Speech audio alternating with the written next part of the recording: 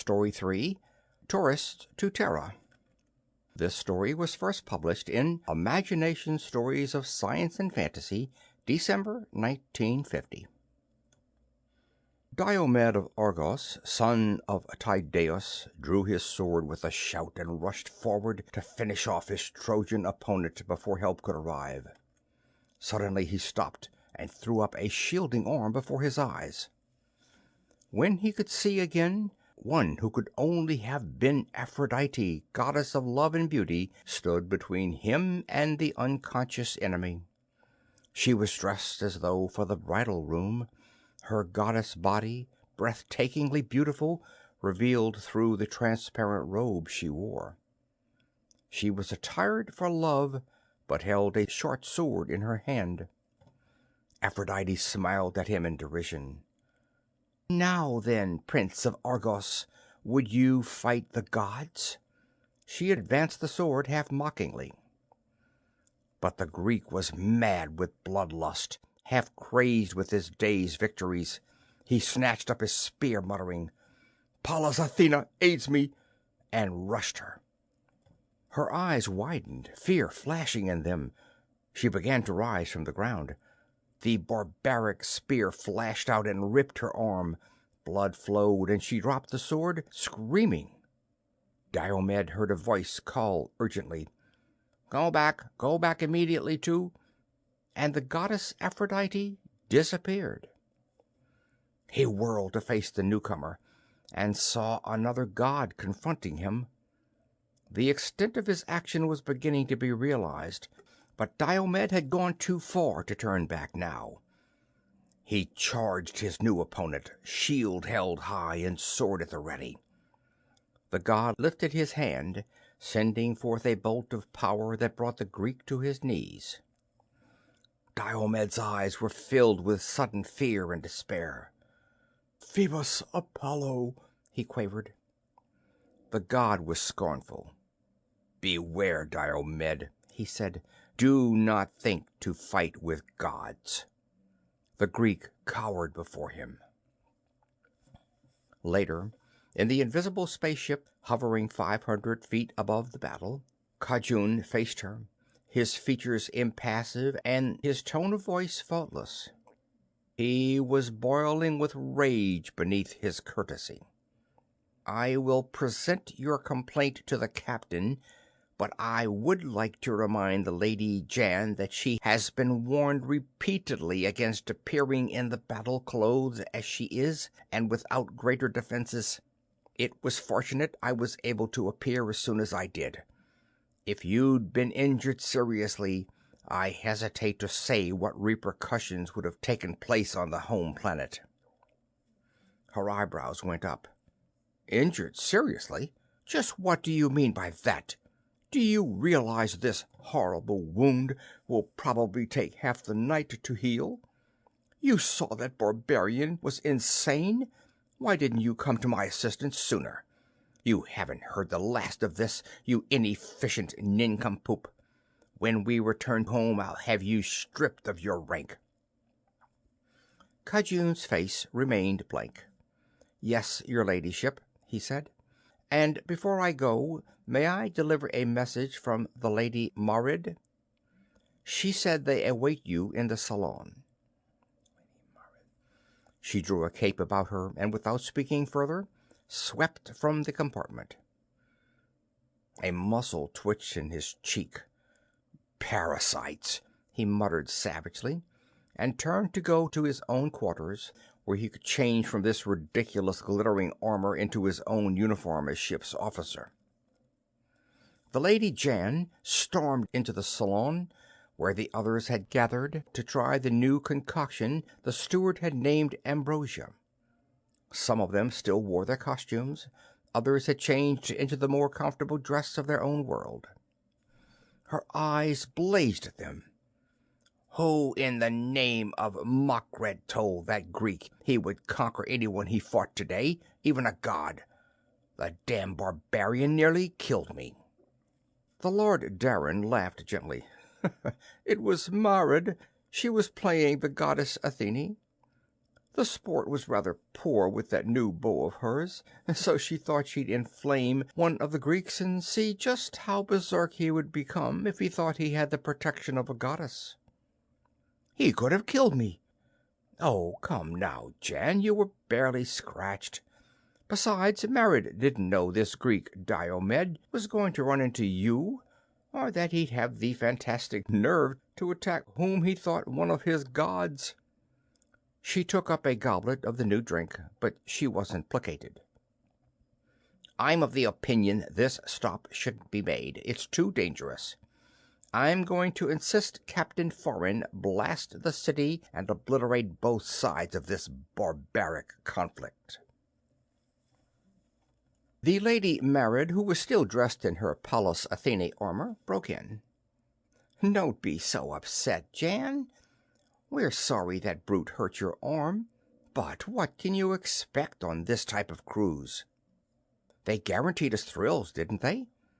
The very dangers we face are what we're paying so highly for. She laughed lightly. Besides, that costume you wear as Aphrodite, really, I don't know why you didn't get worse than a scratch on your arm. These Greeks aren't exactly civilized, nor exactly cold-blooded either. The other's face went red, and she snatched another drink from a tray.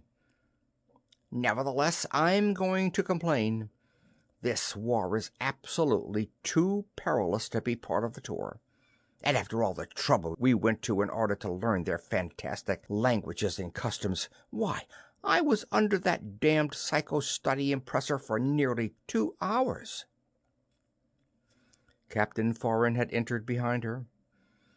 I agree with you, Lady Jan, and can only apologize. I should have realized last week, when Lord General Barras, fighting in the battle as the god Ares on the Trojan side, was speared by this same Greek. The company would never hear the end of it, if on one of these cruises a passenger was seriously injured. The Lord General Barras shrugged. It was wonderful sport. I killed a score of the beggars that day. I don't know how that one found a chink in my armor. I'll take measures against my costumer when we return home. He grinned wryly. I doubt if the Emperor would appreciate having one of his generals killed in a primitive war while on leave. I think I'll have to take a crack at this Diomed myself, Lord Doran said. The Lady Marid laughed. If I know you, you'll do it with a blaster from 100 feet in the air above him. Doran smiled in return. Of course. Do you think I'd make a fool of myself by going down into their battle as Barras does? It's insane. This hand-to-hand conflict is much too risky. The captain changed the subject. I'm sure you'll all appreciate our next stop, he said. I plan to visit an even more astounding planet than this. We are to fight the swamp dragons of Venus. From what distance, Captain? Lord Doran drawled. The captain smiled. Their poisonous breath reaches 1/2 mile, so it will be necessary to use long-distance weapons. Lord General Barras scowled. It sounds too easy. I like to fight humanoids. There's more thrill in killing when your opponents look like yourself, as do these Earthlings. The Lady Jan was nearing the nasty stage of intoxication. It wouldn't be so thrilling if you weren't provided with defenses making it practically impossible to be hurt. You wouldn't enter these battles if you weren't sure you'd come out safely. I wouldn't deny it. Sport is sport, but I have no desire to be killed at it. At any rate, I'm opposed to killing these swamp dragons. It sounds as though it would be boring, and Mackred knows we had enough boredom butchering those dwarves at our last stop. The Lady Marid backed him. She also thought Venus unattractive. If the captain was of the opinion this war was too dangerous, wasn't there some other conflict on this planet? The captain told them he'd consult with his officers and let them know in the morning. One thing was sure. Captain Foran thought, as he made his way toward the officers' mess. He'd have to get this group of thrill-crazy wastrels away from Troy. If one of them was hurt badly, he'd undoubtedly lose his lucrative position on the swank cruise ship. The idea was his own, really, and a good one. In a luxury-mad world, the cry was for new titillations, new pleasures, new planets on which to play, new drugs to bring even wilder dreams, new foods, new drinks, new loves, but most of all, new thrills. Yes, the idea of taking cruise ships of wealthy thrill-seekers to the more backward planets and letting them join in primitive wars had been his. It proved the thrill supreme. His cruises were the rage of half a dozen planets, and the company had increased his pay several times in the past few years. But he knew it could crumple like a house of cards, given one serious injury to a wealthy guest. The theory of the cruise was to let them kill without endangering themselves. The stop at Troy had, as a rule, been a successful one. The Greeks and their opponents were both highly superstitious, and readily accepted the presence of the aliens from space as gods taking place in the battle. Usually they were too terrified to take measures against the strangers in their gleaming armor, but today had been the second occasion in which a tourist had been injured in spite of scientific protective armor. His officers were awaiting him in the mess hall. They too had been conscious of the wounds suffered by the thrill-seeking guests, and hadn't liked it. Lady Jan was the daughter of a noble strong enough to have them all imprisoned if the whim took him. Captain Foran growled, "Have any of you an idea? I propose the Venus trip, but although they admit being leery about further risks here, they prefer fighting humanoids." First Officer Kajun said, "Perhaps it would be better to head for the home planet, Captain." Captain Foran shook his head. "We can't do that. The cruise has another week to go. If we went back now, it would be obvious that something had happened and just bring matters to a head. If we can give them another week of thrills, possibly they'll have forgotten their wounds by the time we return." The chief engineer turned to Kajun. "At what stage of development is this planet?" "I believe it's an H-A. Why?" "I was wondering at the possibility of going forward a few thousand years in time and participating in a war that dealt less in hand-to-hand conflict. They could have their fill of killing with a minimum of danger, protected, of course, with suitable anti-projectile force fields." Kajun went over to the ship's predict informer and spoke into its mouthpiece. "What will be the military development of this planet in 2,000 or 3,000 years, and would it be safe to take the ship into that period?" They awaited the answer, which came approximately 1 minute later. "Probability shows the inhabitants of Terra will begin utilizing explosives for propelling missiles in 2,000 years. About 500 years later, they will have developed this means of warfare to its ultimate. Safety for the ship is indicated." Captain Foran mused.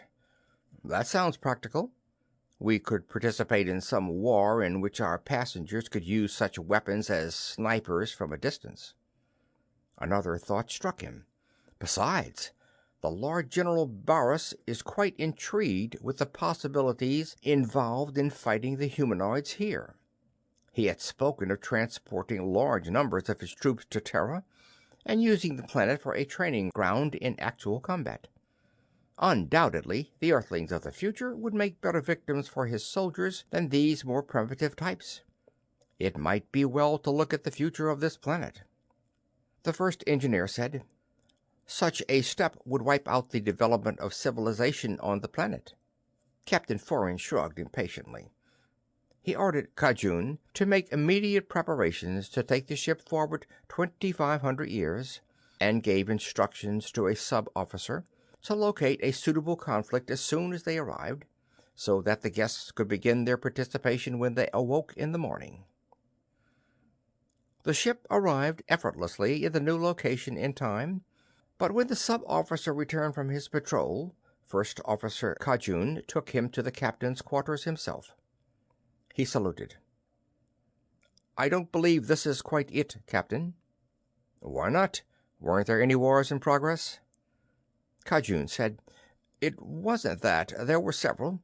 They don't seem to have reached the development for which we were looking. For instance, in the region in which we've landed, the first stage of conflict between two nations has begun. The countries are called Mexico and the United States, and they're fighting over the northwestern possessions of the former, although, as always, both sides claim they're involved for idealistic reasons. However, the fighting still consists, to an extent, of hand-to-hand conflict. The soldiers carry explosive-propelled missile weapons, but they're usually slow in loading and single-shot in operation. Swords are carried at the ends of these weapons, so that after it is fired, the soldier may dash forward and engage his enemy personally." The captain was glum. "That's as bad as before, and I can't risk our passengers in any more hand-to-hand combat." "Sir, these humanoids on Terra seem slow in progressing, but I have an idea if we move forward another 100 years, they will be using automatic weapons, and hand-to-hand combat will be antiquated. The calendar system they use calls this year 1845. I suggest we travel forward to 1945. Captain Foran made a snap decision.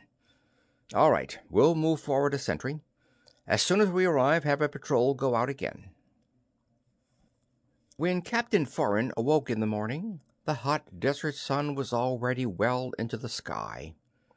The invisible spaceship had stationed itself 100 feet off the ground in an area in which there were no other signs of habitation and few of the works of man.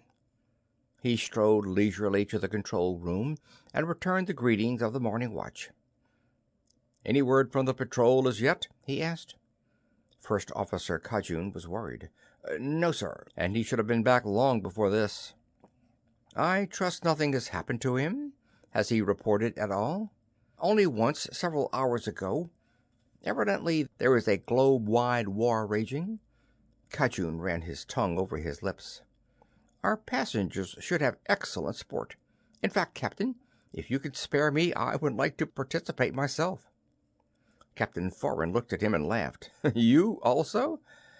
I'm afraid this must be a racial characteristic, this love of imposing death. I must confess, on my first trips, I too liked to join in the sport." He turned and glanced out an observation port. "What is that steel tower down there on the desert?" "We can't decide, Captain, unless it's some structure for conducting tests of some sort or other.